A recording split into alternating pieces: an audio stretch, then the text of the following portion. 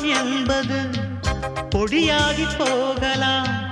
பொன்னாரமே நம் காதலு பூலோகம் தாண்டி வாழலாம். ஆகாயம் என்பது இல்லாமல் போகலாம்.